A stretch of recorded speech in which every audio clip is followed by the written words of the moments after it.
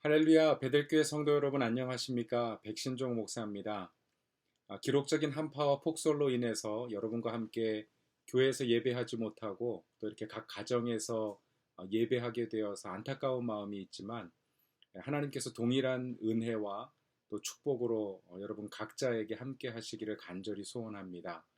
오늘 우리 함께 보실 말씀은 요한복음 15장 1절에서 5절까지 말씀입니다. 제가 봉독해 드리겠습니다. 내가 참 포도나무요 내 아버지는 그 농부라. 무릇 내게 있어 과실을 맺지 아니하는 가지는 아버지께서 이를 제해 버리시고 무릇 과실을 맺는 가지는 더 과실을 맺게 하려 하여 이를 깨끗게 하시느니라. 너희는 내가 일러준 말로 이미 깨끗하였으니 내 안에 거하라. 나도 너희 안에 거하리라. 가지가 포도나무에 붙어 있지 아니하면 절로 과실을 맺을 수 없음 같이 너희도 내 안에 있지 아니하면 그러하리라. 나는 포도나무요 너희는 가지니 저가 내 안에 내가 저 안에 있으면 이 사람은 과실을 많이 맺나니 나를 떠나서는 너희가 아무것도 할 수 없음이라. 아멘. 네, 오늘 본문 말씀은 요한복음 13장에 예수님께서 제자들의 발을 씻기시고 또 18장의 겟세마네 동산에서 잡히시기 전에 마지막 만찬 자리에서 가르치신 내용입니다. 사실 오늘 본문 말씀은 많은 성도들이 오해하고 있는 본문 중에 하나인데요.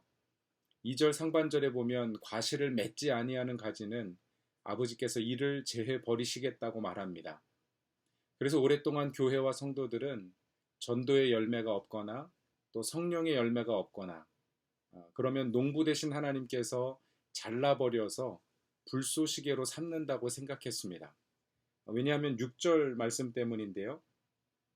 사람이 내 안에 거하지 아니하면 가지처럼 밖에 버리워 말라지나니 사람들이 이것을 모아다가 불에 던져 사르느니라. 이런 말씀입니다.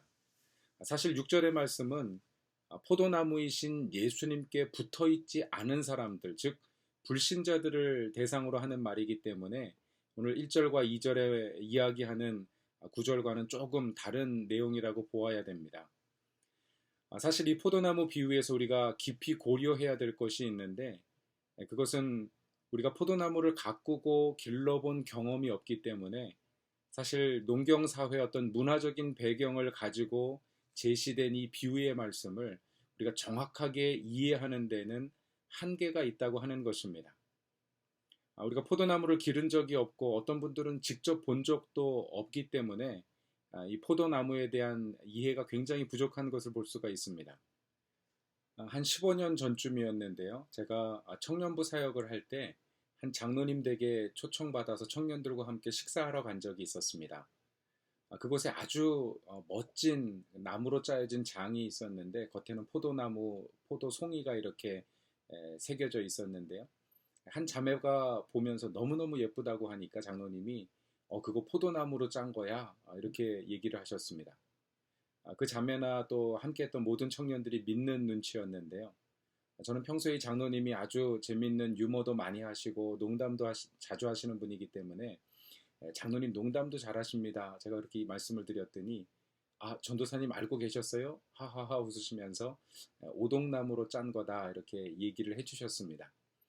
사실 포도나무는 덩쿨이기 때문에 가구를 만드는 데 사용할 수가 없는 그런 나무죠.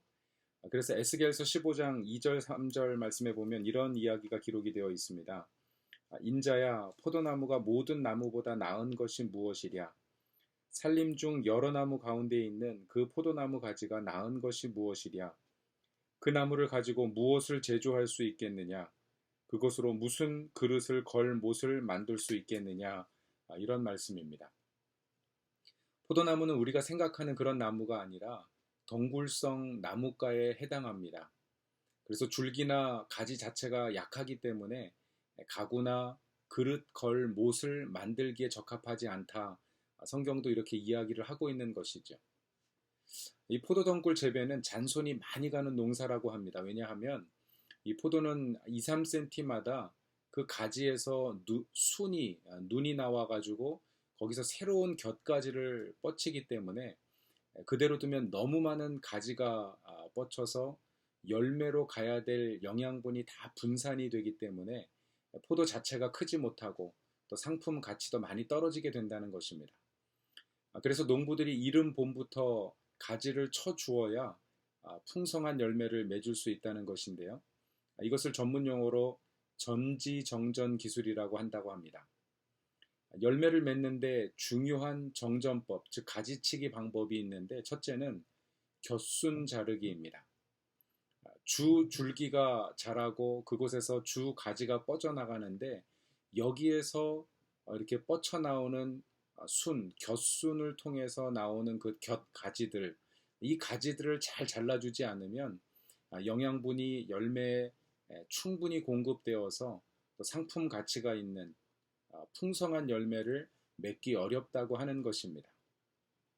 물론 야생에서 자라는 포도들은 씨를 맺는 것이 더 중요하기 때문에 많은 가지를 뻗치고 적지만 그런 어떤 많은 씨를 맺을 수 있도록 열매를 많이 맺는 것을 볼 수가 있는데요. 요한복음 15장에 보면 사실 이 포도나무 비유에서 내 아버지는 농부다라고 말씀하시는 것을 보니까 이것은 농장에 있는 포도나무, 그래서 풍성한 열매를 맺게 하기 위한 어떤 그런 목적으로 기르는 나무라는 사실을 알 수가 있습니다. 두 번째로 중요한 그 가지치기 정전법은 바로 끝순 자르기입니다. 포도가지를 그냥 두면 계속 자라가면서 영양분을 필요하게 되는데, 그래서 가지가 더 이상 자라지 않게 열매의 영양분을 모으기 위해서 계속 자라는 가지의 끝을 잘라주어야 한다는 것입니다. 여러분, 저는 오늘 본문 말씀을 묵상하면서 과실을 맺지 아니하는 가지는 이라고 말씀하고 있는데, 그럼 그 뒤에 보면 과실을 맺는 가지는 이라는 구절과 대조가 되고 있습니다. 이 포도 농사를 생각해 보면 이 말이 무엇을 의미하는지 우리가 바로 이해할 수가 있습니다. 농부의 입장에서 보면 모든 가지는 열매를 맺을 가지입니다. 그런데 그 열매를 맺을 가지에 붙어 있는 곁순에 나온 곁가지들은요, 여기에서 뻗친 곁가지는 열매를 맺지 않는 가지입니다. 그냥 두면 오히려 주 가지의 영양분이 다 분산되어서 열매도 크게 자라지 못하는, 그러니까 쓸데없는 가지들이 이 주 가지에 붙어서 자란다고 하는 것입니다. 그래서 풍성한 열매를 위해서 그 가지들을 쳐줘야 된다는 것이죠. 여러분, 우리가 열매 맺는 성공적인 인생을 살기 위해서는 우리 인생의 곁순과 곁가지도 정리되어야 합니다. 우리가 이 땅을 살아가면서 하나님이 원하시는 삶을 살아야 하는데, 세상의 정욕과 또 이생의 자랑과 안목의 정욕에 어떤 격가지가 처지게 되면 우리 삶의 에너지가 분산되어 버립니다. 우리가 하나님만 의지하고 살아야 되는데 이것저것 우리 인생의 어떤 평안과 안전을 보장해 줄 것이라고 생각하는 곁가지들을 치고 살아가면요, 결국은 하나님께서 계획하신 인생의 열매를 맺지 못하게 된다는 것입니다. 결국 아무것도 쓸모없는 그런 가지가 되고 마는 것인데요. 이것이 사단이 원하는 바입니다. 그냥 그렇게 살다가 죽도록 만드는 것입니다. 그럼 두 번째로 인생의 끝순도 잘라내야 됩니다. 우리 인생은 욕심과 정욕이 끝이 없습니다. 점점 더 큰 집을 사서 이사가고 하다가 결국 파산하고 모든 재산을 잃어버렸다는 이야기들을 종종 듣게 되는데요. 주식도 그렇고 사업도 그렇고 자신의 한계를 정확하게 알고 그 한계를 넘어가지 말아야 합니다. 건강도 시간도 자기 한계를 정하고 주님을 위해서 사용할 수 있어야 되겠습니다. 여러분, 지금 내게 주신 가정, 또 우리에게 주신 기업과 사업, 직장, 또 성도와 교회를 섬기는 여러 가지 사역에 열매를 맺어야 합니다. 어떤 사람들은 열심히 새로운 가지를 치고 뻗어나가는데 열매가 없습니다. 왜냐하면 끝순을 치지 않고 열매를 맺는 삶에 집중하지 않기 때문에 그렇습니다. 여러분, 오늘 본문 말씀을 보면 포도나무 되신 주님께 접붙임바된 가지인 우리가 삶의 격까지 처진 것들을 주님께서 정리해 주시겠다고 하는 말씀입니다. 본문 말씀에 재해 버리시고라고 하는 그 단어가 헬라어로는 아이레이라고 하는 단어인데요. 이 단어는 들어올리다 이런 뜻을 가지고 있습니다. 즉 주님께서 열매 맺지 않는 가지가 있을 때 그 가지를 들어서 정성껏 정리해 주시겠다 이런 의미를 가지고 있는 것입니다. 그리고 열매 맺는 가지를 깨끗게 하시겠다라고 이야기하는데 이 단어를 영어 성경에서는 프론이라고 하는 전지하다, 잘라내다 라고 하는 단어를 사용하고 있습니다. 그러니까 열매를 맺는 가지, 그 가지에 붙여져 있는 열매를 맺지 않는 곁가지들을 제거해 버리시기 위해서 예수님께서 정성껏 우리의 삶을 들어서 전지하시고 잘라내시고 다듬어 주시겠다고 하는 말씀인 것입니다. 여러분, 저는 저와 여러분의 삶이 정말 하나님께서 그 손으로 들어 올리셔서 정성껏 다듬어 주시는 그런 인생을 사실 수 있기를 주님의 이름으로 간절히 축원합니다. 오늘 말씀해 보면 어떻게 우리가 하나님께서 깨끗게 하시는 가지 처진 삶을 살 수 있을 것인가, 우리가 그 단서를 발견할 수가 있는데요. 바로 3절 말씀입니다. 3절 말씀에 보면 너희는 내가 일러준 말로 이미 깨끗하였느니라. 우리 인생의 가지치기를 어떻게 할 수 있을까요? 여러분, 우리 삶을 깨끗해 하시는 하나님의 방법이 있는데 바로 하나님의 말씀이라고 하는 그 칼로, 그 가위로 우리의 삶을 다듬어 주시겠다고 하는 말씀입니다. 에베소서 6장 17절 말씀에 보면 성령의 검, 곧 하나님의 말씀을 가지라 이렇게 이야기하고 있는데요. 하나님의 말씀이 바로 우리의 삶을 다듬으시고 연단하시고 가지쳐 주시는 성령의 검이라고 하는 사실입니다. 히브리서 4장 12절 말씀도 우리가 잘 아는 말씀인데요. 하나님의 말씀은 좌우의 날선 어떤 검보다 예리하여 혼과 영과 및 관절과 골수를 찔러 쪼개기까지 하며 또 마음과 생각과 뜻을 판단하나니라고 하는 말씀입니다. 여러분, 오늘 본문 4절과 5절 말씀에 보면 주님께서 우리 안에 거하시면, 여러분, 이 말은 바로 하나님의 말씀이 우리 안에 거하셔야 바로 우리 인생의 곁순과 끝순을 잘라버리고 하나님께서 디자인하신 믿음의 삶을 살 수 있을 것이라고 하는 말씀입니다. 여러분, 저는 저와 여러분의 삶 가운데 2016년 한 해 정말 하나님의 말씀이 우리의 삶에 거하셔서 우리 인생의 모든 곁가지를 치시고 또 우리 인생의 한계를 하나님께서 보여주셔서 우리에게 주신 은혜와 축복을 통해서 정말 우리 가정과 또 우리가 살아가는 어떤 삶의 현장, 사회와 우리 교회를 섬기시는 저와 여러분이 되실 수 있기를 주님의 이름으로 간절히 축원합니다. 사랑하는 베델교회 성도 여러분, 저와 여러분이 맺어야 할 열매는 무엇입니까? 물론 개인적인 은사와 부르심에 따라서 답이 다 다를 수 있습니다. 하지만 우리는 모두 성령으로 거듭난 사람이고 또 성령의 전이 된 하나님의 사람들입니다. 모든 그리스도인들이 성령의 열매를 맺어야 합니다. 왜냐하면 바로 우리가 성령이 거하시는 포도나무이기 때문에 그렇습니다. 여러분, 성령의 열매는 우리가 잘 아는 대로 갈라디아서 5장 22절 23절 말씀에 기록이 되어 있는데요.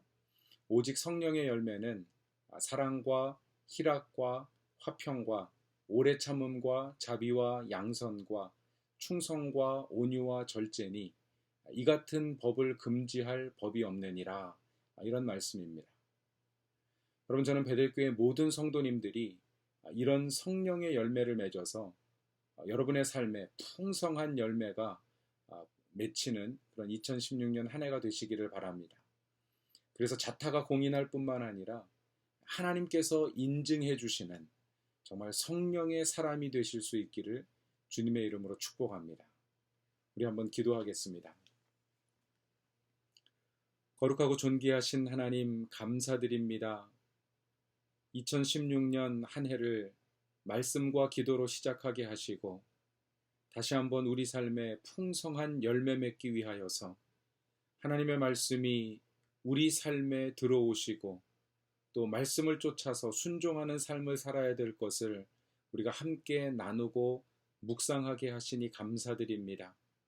하나님, 그 말씀이 성령의 검이 되어서 우리 인생을 전지하는 격가지들을 치고 끝순을 자르는 그런 하나님의 섭리가 되게 하시고 정말 우리의 삶이 주님의 뜻에 합한 아름다운 열매를 맺는 인생들이 될 수 있도록 도와주시옵소서.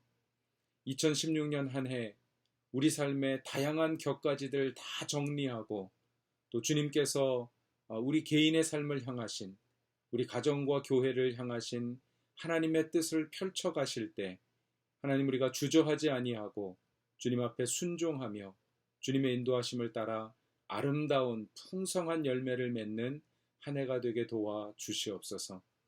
하나님, 이렇게 또 여러 가지 기상이 악화되고 또 이렇게 눈폭풍으로 인하여서 하나님, 많은 성도들이 가정에서 갇히고 또 지내는 시간을 갖게 되었습니다. 하나님, 우리가 가정에서 지내는 이 시간들 동안 또 말씀을 더 깊이 묵상할 수 있게 도와주시고 또 쉼과 휴식을 통하여서 주님을 묵상하고 주님 앞에 더 나아가는 그런 기도의 시간들 가질 수 있도록 도와주시옵소서. 우리 베들교회 성도님들 한 분 한 분을 주님 불꽃과 같이 지켜주셔서 어느 곳에 있든지 영육간의 강건함을 주시고 주님 사랑하는 귀한 믿음의 백성들 될 수 있도록 도와주시옵소서. 감사드리며 예수님 이름으로 기도드리옵나이다. 아멘.